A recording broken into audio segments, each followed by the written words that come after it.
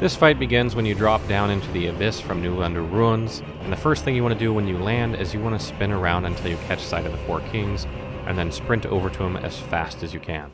So the weird thing about this fight is your depth perception is thrown off because you have no frame of reference against the four kings, so sometimes it seems like you're closer to them than you actually are, so you want to make sure you get right up against them, particularly if you have a short weapon, and you start swinging away. You'll see that I'm two-handing here, I have the Crush Shield. Anything you can do to increase your stamina recovery, like using grass, will help a lot with this fight, because it's a DPS race, and you need to swing hard and fast.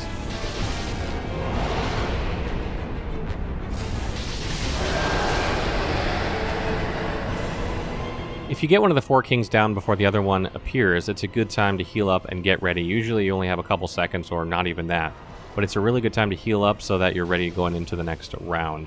When you see him sort of glow purple like that, you want to get away from him. He does an explosive AoE that has quite long range, so as soon as you see that, just start running and rolling away.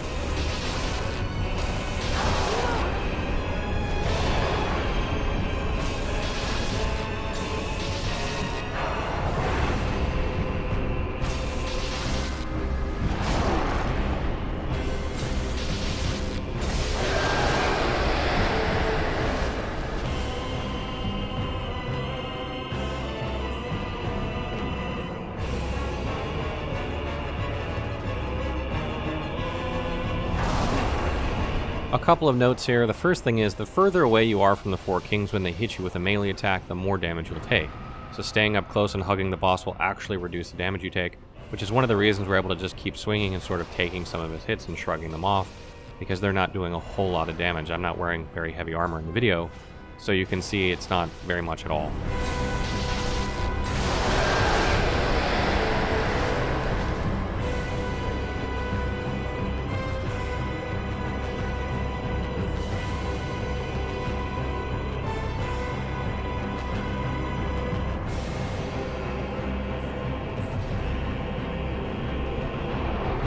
Sometimes when you're running to one of the kings, they'll shoot a projectile at you that homes. The best thing you can do is just pull out your shield real quick and block it and take a little bit of damage. Don't do what I did and just ignore it and run around it, because it'll just keep coming for you eventually and it'll do more damage if you're not ready for it. Second, one attack you didn't see in this video is the grab attack that the kings do from time to time. They spin 360 degrees before they do it, similarly to when they're doing their AoE, but they don't turn purple. This is the sign to get away, so basically anytime you see the kings spin, just back away. Lastly, as mentioned before, this is a DPS race, as each successive king gets summoned after a certain amount of time, so the longer you take killing each king means the more likely that another one will spawn. This means that you want to go all out on each king as fast as you can, and don't be afraid to trade damage if it's not hurting you too much.